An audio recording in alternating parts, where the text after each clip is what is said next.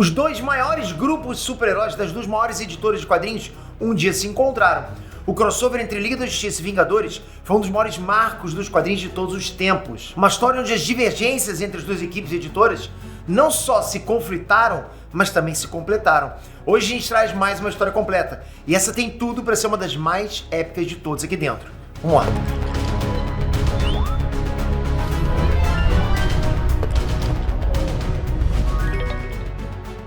Inestrantes, Peter aqui!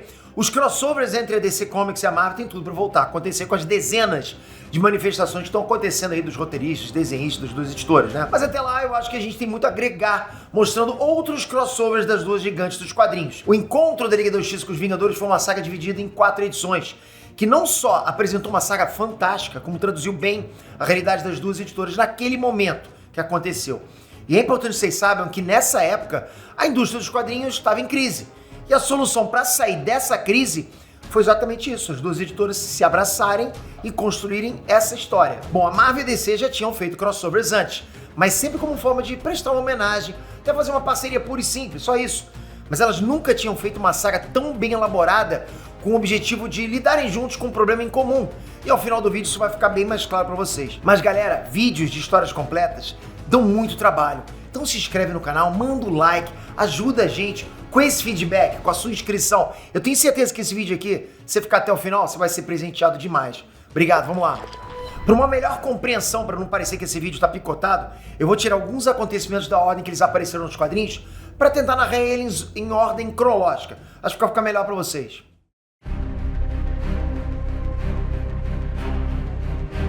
Bom, a história começa quando o Grão-Mestre, um personagem bem poderoso da Marvel, que é viciado em jogos, está observando uma galáxia recém-nascida quando ele percebe a presença de uma entidade mal-intencionada, com um poder imenso, que está claramente tentando tirar alguma informação dele. Essa entidade é o Crona, um personagem da DC Comics, que é um ex-membro dos Guardiões do Universo.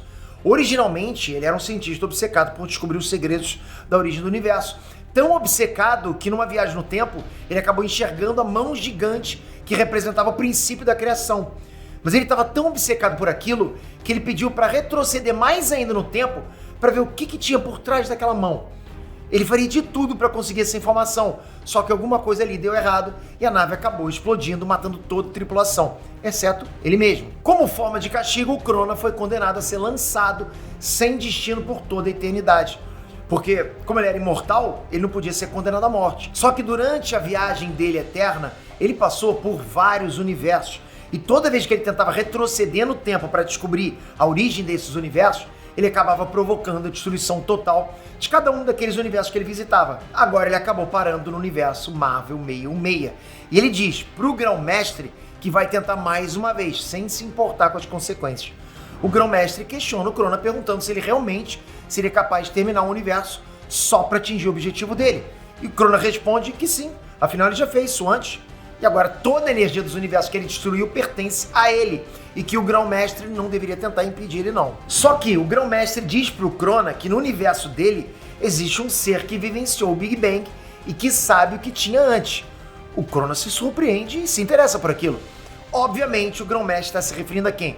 Ao Galactus. Isso aí. Então o Crona ordena que o Grão-Mestre diga quem é esse ser e onde que ele pode encontrar ele. Só que o Grão-Mestre diz que, pelo visto, um quer algo do outro. Ou seja, o Crona quer uma informação do Grão-Mestre e o Grão-Mestre quer um oponente para uma disputa. Sim, o cara é obcecado por disputas, principalmente aquela cujo prêmio é gigante. Então o Grão-Mestre propõe um acordo. Eles vão entrar numa disputa com os principais heróis dos seus respectivos universos. Só que, olha a pegadinha, o Grão-Mestre seria representado pelos campeões da DC, sim, da DC, enquanto o Crona, que é da DC, seria representado pelos campeões da Marvel. Exatamente, galera. Eles iriam basicamente trocar os heróis, já que o Crona é da DC e o Grão-Mestre é da Marvel.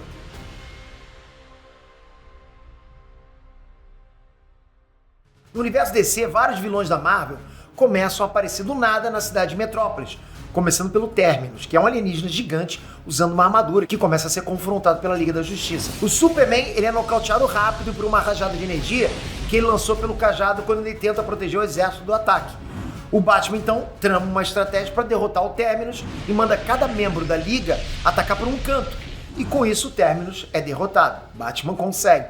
o Superman ele começa a se questionar que vilão era aquele, que eles nunca tinham visto antes.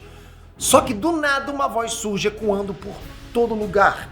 E essa voz é do Espectro, que nessa época era o Hal Jordan. Exato, o Lanterna Verde que você vai ver nessa aventura é o Kyle Rayner, né? Porque o Hal Jordan, ele se tornou o Espectro para se redimir dos crimes que ele cometeu quando ele foi para Parallax. Que por sinal é outra história que vale a pena também eu trazer aqui pra vocês. Mas vamos continuar. O Hal Jordan ele explica que o Terminus não pertence àquela realidade, que ele é de outro universo. E, portanto, ele vai ser descartado por não pertencer àquele lugar. Então o Espectro faz o corpo gigante do Terminus desaparecer. Paralelo a isso, na Nova York do universo 66 da Marvel, a cidade está sendo atacada pelo Starro, que para quem não está familiarizado, é aquela estrela do mar gigante que tem o poder de controlar a mente de qualquer um que seja parasitado por um dos filhotes dela. Vocês viram isso no filme do Esquadrão Suicida do James Gunn. Bom, o Starro inicialmente começa a parasitar a população, só que durante o combate ele também acaba tomando controle do Mercúrio e em seguida do próprio Thor. O Mercúrio logo é salvo pela Capitã Marvel, que nessa época ainda se chamava Warbird. Afinal, o Capitão Marvel ainda era vivo nessa época.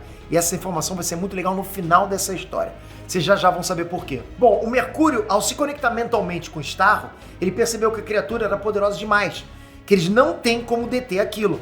Mas por perceber que todas aquelas criaturas e o próprio Starro trabalham com um tipo de consciência coletiva, o Visão tem a ideia de conectar uma dessas estrelas a Feiticeira Escarlate, porque com a magia do caos, ela poderia causar uma pane na ordem da mente do Starro.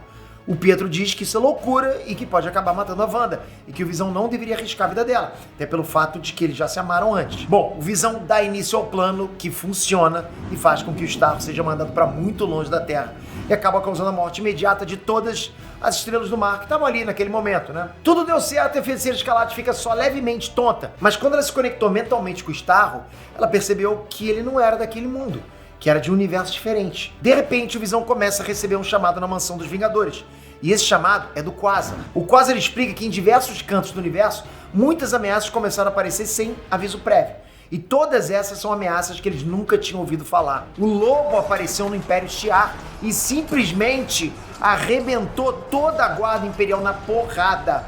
O Lobo arrebentou toda a Guarda Imperial. Sim, a própria Guarda Imperial que arrebentava todos os X-Men, que sempre saiu na porrada, né? E isso estava se repetindo em vários lugares. E o Quasar ainda diz que todas as ameaças foram investigadas e vieram da mesma dimensão, que no caso era o universo DC. Bom, de volta à Terra 1, no mesmo universo da DC, o Flash está tentando correr para atingir a frequência do universo de onde o Terminus veio com a ajuda do Caçador de Marte, que está se comunicando mentalmente com ele. O Flash, vai lembrar aqui, é o Wally West, ok? Porque o Barry Allen morreu na Crise nas Infinitas Terras, que já tem vídeo da história completa aqui nesse canal, vale a pena conferir depois, ok? Vou deixar aqui pra vocês. O Wally West, ele finalmente chega lá, mas ele percebe que aquele lugar nem chega a ser uma cidade de verdade. Parece mais uma vila calma, pacata. E quando ele começa a investigar a estrutura molecular do local, ele é interrompido por uma manifestação. O que acontece é que uma multidão estava perseguindo uma criatura estranha que claramente estava tentando fugir para não morrer. Bom, o Wally tenta acalmar todo mundo ali. Ele diz para dar o benefício da dúvida para a criatura, que se ele fez algo de errado, ele deve assumir as consequências, mas que todos devem primeiro ouvir a criatura. Só que agora a multidão desconfia que o Flash é da mesma natureza que aquela criatura, ou seja, um mutante. Sim, galera, o Wally West está vivendo a realidade dos X-Men e toda a segregação que os mutantes sofrem. Exatamente está acontecendo com o Wally West. O Wally West tenta fugir, só que no universo da Marvel não existe força de aceleração. Então ele está basicamente desarmado. O único poder que ele tem, agora ele não tem mais. Na Torre de Vigilância, a Liga da Justiça percebe que em muitos cantos do universo, diversas ameaças desconhecidas estão aparecendo. O Flash aparece no telão com algumas informações e ele mostra que foi pego e espancado por aquela multidão que confundiu ele com mutante. Só que de repente o alarme da Torre de Vigilância começa a tocar e simplesmente o Vigia aparece ali do lado, olhando para dentro da torre. O Caçador de Marte tenta ler a mente do Vigia, mas é totalmente em vão. O Aquaman propõe eles irem para o lado de fora e arrancar respostas na marra. Só que Superman, usando a super audição dele, percebe que alguém está se materializando dentro da Torre de Vigilância. E esse alguém é o próprio Grão-Mestre, que logo é contido por uma jaula de energia do Lanterna Verde. O Superman pergunta quem é o Grão-Mestre e de onde que ele veio. Então o Grão-Mestre diz que ele veio do mesmo local que o Vigia e todas as outras ameaças que vêm surgindo nas últimas horas. O Caçador de Marte tenta verificar se a informação é verdadeira lendo a mente do Grão-Mestre, mas ele se frustra porque em menos de 24 horas o Grão-Mestre já era a terceira pessoa que ele não consegue ler a mente. Os dois primeiros eram o Terminus e o Vigia, né? O Caçador de Marte não tá conseguindo. O que tá acontecendo, né? Um ser tão poderoso telepaticamente quanto ele não tá conseguindo ler a mente de outros seres. Só que a Mulher Maravilha usa o laço da verdade nele para verificar se as informações eram verídicas. Então o Grão-Mestre conta tudo o que estava acontecendo. Ele explica que a barreira que separa os dois universos está enfraquecendo. E se isso continuar, os dois mundos não vão resistir à tensão e vão acabar sendo destruídos.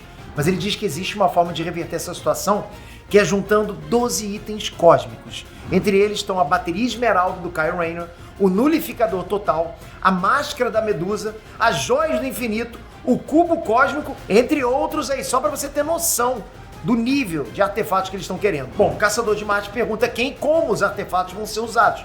Mas o Grão-Mestre diz que no momento aquilo era tudo o que ele podia dizer. Então ele envia mentalmente a localização de cada um desses objetos no universo da Marvel. O Wally West constata que como a força de aceleração não existe lá, então ele seria inútil. Só que ele decide ficar na torre e ajudar a monitorar a missão, enquanto o Electron vai no lugar dele. O Flash começa a correr em volta da Liga da Justiça para transferir para eles o mesmo efeito vibracional que ele usa para acessar outras terras. E dessa forma ele envia toda a Liga da Justiça para o universo da Marvel. Assim que eles chegam, eles percebem uma das coisas que é óbvia para o fã da Marvel e nem tanto assim para o fã da DC. O mundo é um caos. O Aquaman e o Lanterna Verde passam por Lativéria, que é governado pelo Dr. Destino com mão de ferro. A Mulher Maravilha, junto do Caçador de Marte, passam por Genosha, a terra natal do Magneto, né, onde centenas de mutantes foram exterminados em campos de concentração, e os traços genéticos locais fazem o Caçador de Marte sentir isso. O Superman passa por Michigan, onde o exército foi completamente destruído pelo Hulk. Cada tragédia presenciada, o Batman pede para que ninguém intervenha, dizendo que eles devem se manter focados. Só que ele próprio, que estava acompanhado do Homem-Borracha, acaba passando em Nova York, onde ele presenciou o Justiceiro, metendo pé na porta e bala na cara de um grupo de traficantes lá de armas. Só que isso foi o suficiente para que o Batman não seguisse o próprio plano. E ele mesmo invadiu o local e espancou o Justiceiro para salvar os traficantes serem mortos. Olha isso. O Homem-Borracha começa a apontar o quanto o Batman foi hipócrita, né? Mas o Caçador de Marte, para não prolongar a discussão, pede para todo mundo se focar na missão e ir ao encontro do primeiro artefato que está dentro de uma caverna na Terra dos monstros. O Superman fica irritado, porque ele não entende como que os heróis daquele mundo podem permitir todo aquele caos. Como é que pode um mundo com heróis semelhantes a eles permitir a existência de uma ditadura como a do Dr. Destino? Ou um massacre contra os mutantes? Como? Na cabeça do Superman isso é impossível. Assim que eles chegam na caverna, eles são recebidos por diversas criaturas gigantes, que logo são derrotados uma por uma. Fácil pra eles. Quando eles entram, eles encontram o primeiro artefato, que é nada menos que o fucking nulificador total, uma arma capaz de destruir uma galáxia inteira. O Caçador de Marte começa a analisar o artefato. Percebe que só aquele aparelho poderia alterar por inteiro o universo. Só que o nulificador total é atingido por algo. É uma flecha roxa atirada pelo próprio Gavião Arqueiro.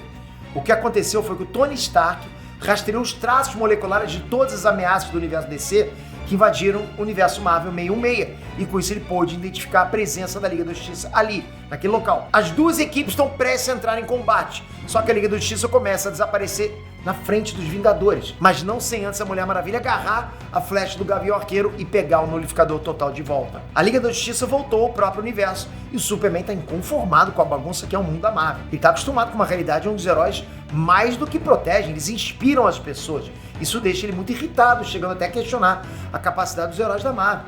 Ainda mais sabendo que existe um artefato lá que poderia destruir todo o universo. Então pra ele não faz sentido isso, né?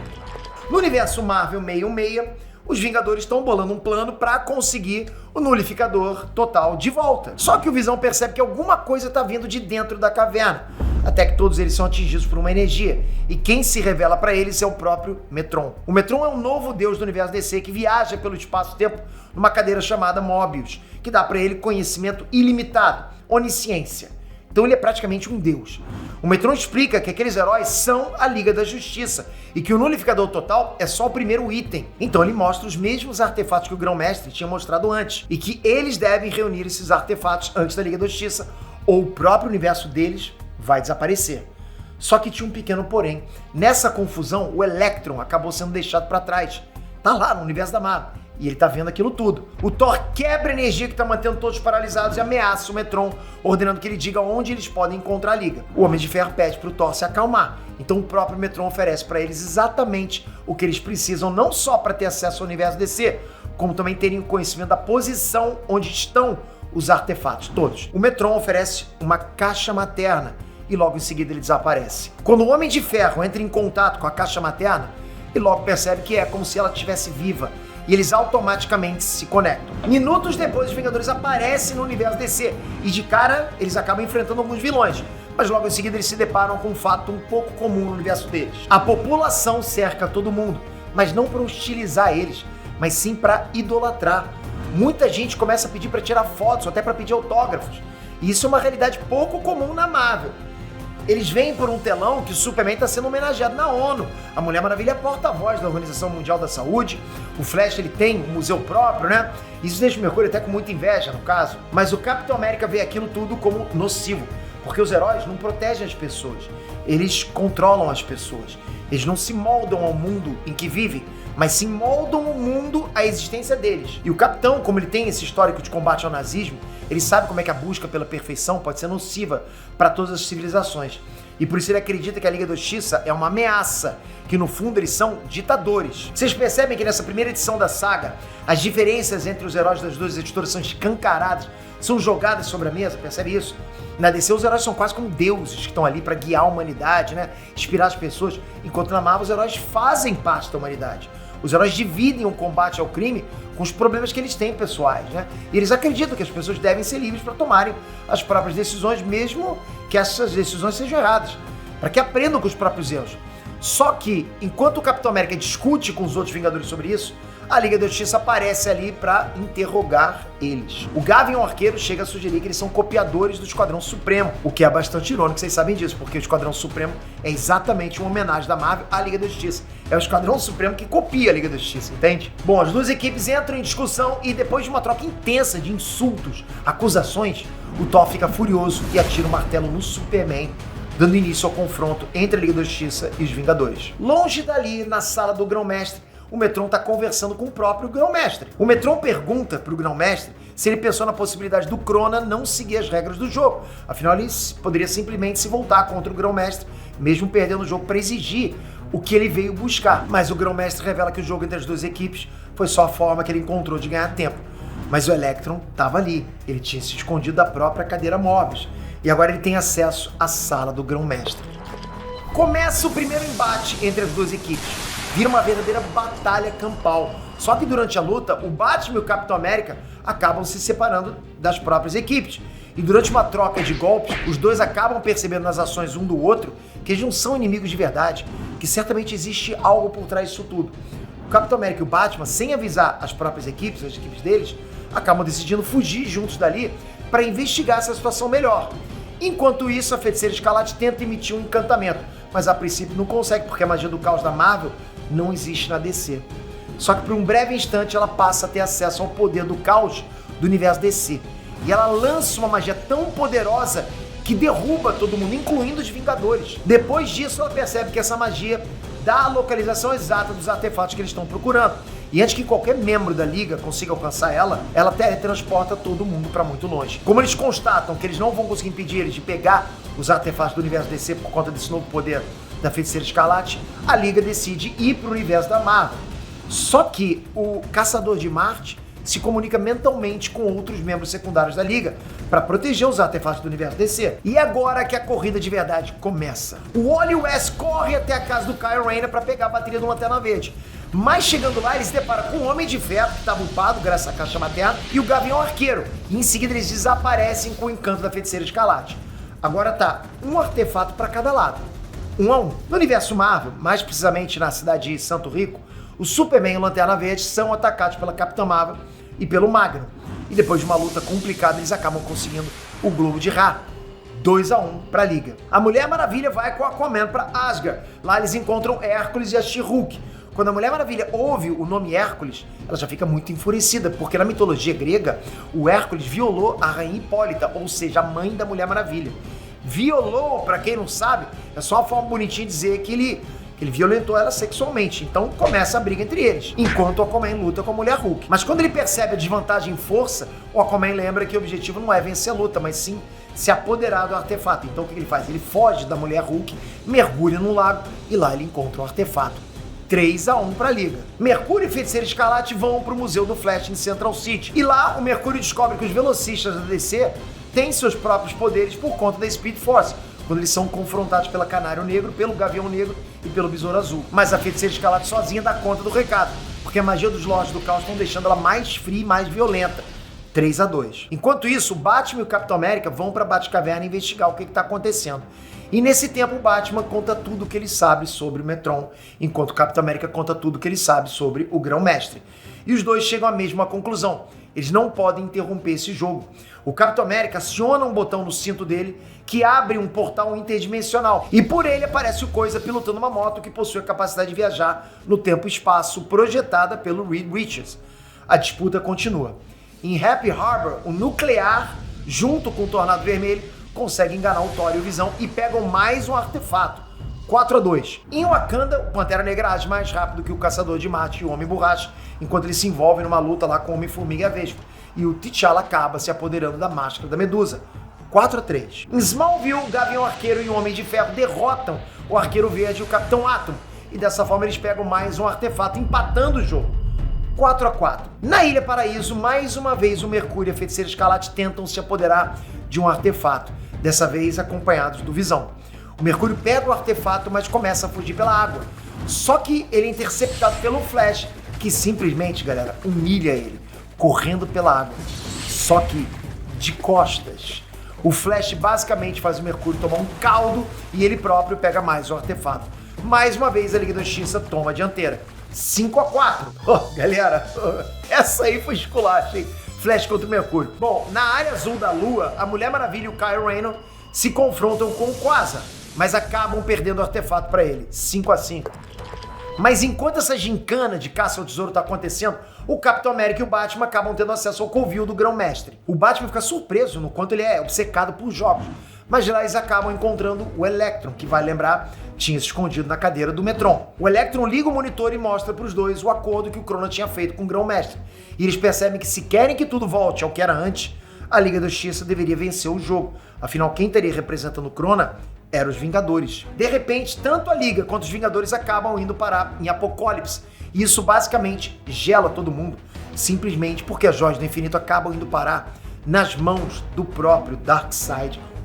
Galera. Só que o Desaad investiga as joias e acaba descobrindo exatamente aquilo que a gente já falou na batalha entre o Thanos e o Coringa. As joias não funcionam fora da realidade delas, o que faz o Darkseid remover a manopla do infinito e jogar ela na direção dos heróis. O Mercúrio tenta correr na frente para pegar a manopla, mas o Flash é mais rápido e pega ela primeiro. 6-5, olha aí, o Flash contra o Mercúrio, tá sacanagem, hein? Só resta um único artefato, que é o Cubo Cósmico. Todo mundo que se envolveu na luta até agora acaba indo parar na Terra Selvagem.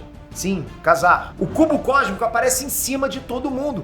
E ao mando da Feiticeira Escarlate, as duas equipes tentam a todo custo tomar posse desse artefato.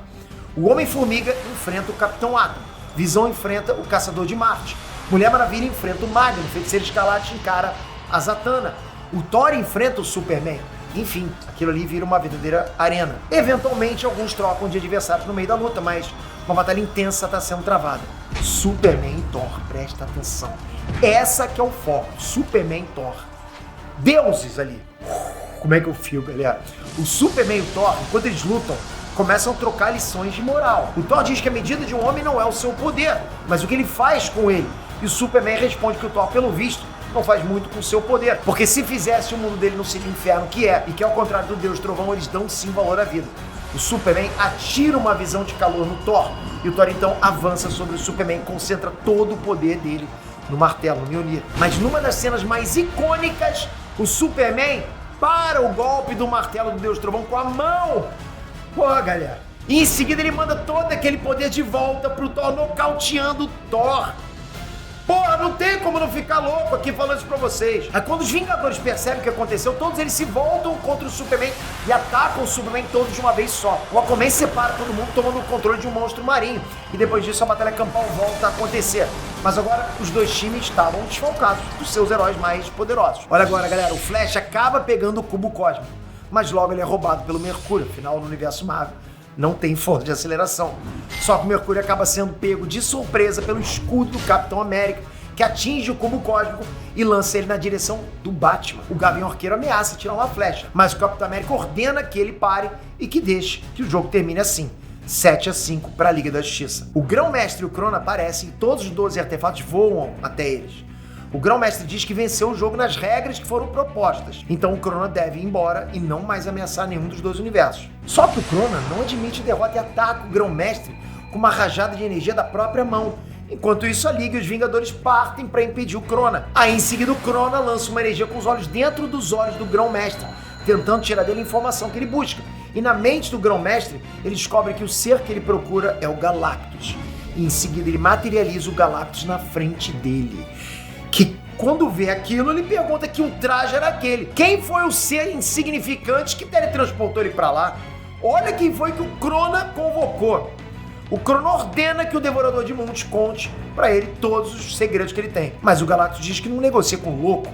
O Krona cria uma barreira de energia em volta deles dois e começa a espancar o Galactus. Ele tá espancando o Galactus, galera. Dá pra você entender o nível de poder que tem aí agora? Olha o poder do Krona. Krona espancando o Galactus, que espanca o Thanos, que espanca os Vingadores. Pô, o cara é muito poderoso. Só que o Grão-Mestre tinha um truque nas mãos. O Grão-Mestre diz pro Krona que o jogo não foi feito para que os heróis usassem os artefatos, mas sim que ele usasse os artefatos. E assim o Grão-Mestre se apodera dos 12 artefatos mais poderosos dos dois universos. E com o poder deles, ele cria um mini reboot, fundindo os dois universos e apagando a memória de todos que estão ali.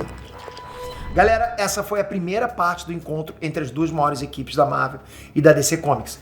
A gente vai parar o vídeo por aqui, mas a gente continua com essa série porque ela é boa demais. E a gente não pode deixar de mostrar pra vocês como é que essa história continua, ok? Então aguarda que em breve eu trago pra vocês aqui o encerramento dessa história, que com certeza vai ser muito épico. Já comenta aqui embaixo qual foi o momento que você mais curtiu nesse vídeo. E dá like nesse vídeo, já se inscreve com o sininho pra você ser avisado assim que o próximo vídeo entrar no canal.